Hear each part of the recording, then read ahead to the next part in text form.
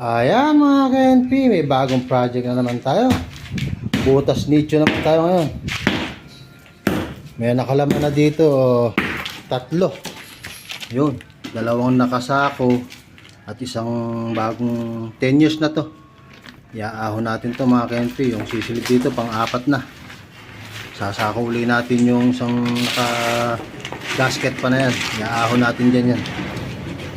Yan ang ating project for today. Malalim pong masyado kaya binabagbag namin yung flooring, susubsub namin ganun para makapasok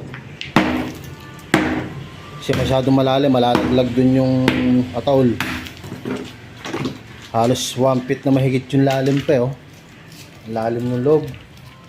Ito yung ating project for today, butas nicho. Thanks for watching, follow for more. God bless, bye bye.